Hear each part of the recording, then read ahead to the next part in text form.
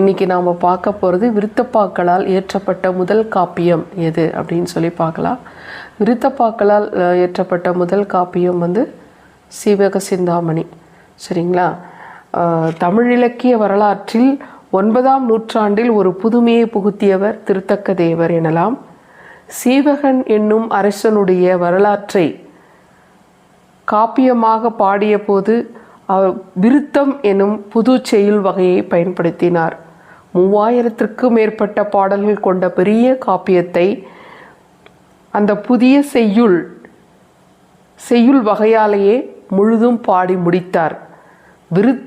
விருத்தம் அப்படின்னா என்ன அப்படின்னு பார்த்தீங்கன்னா, விருத்தம் என்பது 4 அடிகள் உடையது. விருத்தம் அப்படின்னா 4 அடிகள் கொண்ட ஒரு பாடல் வகையை கொண்டது. இந்த முதல் அடியில் 4 சீர்கள் இருக்கும்.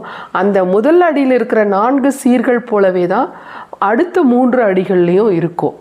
முதல் அடியில் எந்த ஓசையில் இருக்கோ அந்த பாடல், அதே மாதிரி தான் அடுத்த 3 அடிகளும் அதே ஓசையை கொண்டிருக்கும்.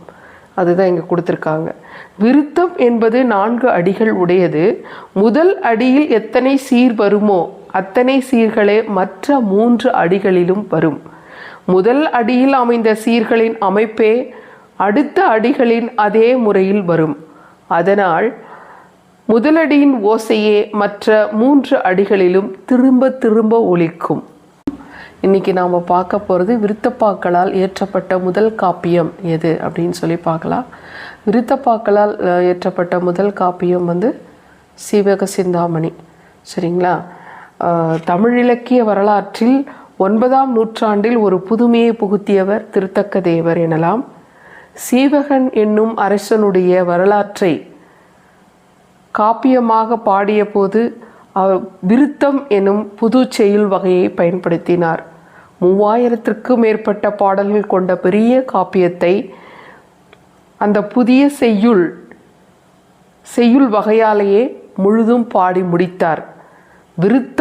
விருத்தம் அப்படின்னா என்ன அப்படின்னு பார்த்தீங்கன்னா, விருத்தம் என்பது 4 அடிகள் உடையது. விருத்தம் அப்படின்னா 4 அடிகள் கொண்ட ஒரு பாடல் வகையை கொண்டது. இந்த முதல் அடியில் 4 சீர்கள் இருக்கும்.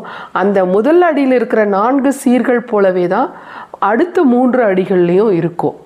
முதல் அடியில் எந்த ஓசையில் இருக்கோ அந்த பாடல், அதே மாதிரி தான் அடுத்த 3 அடிகளும் அதே ஓசையை கொண்டிருக்கும்.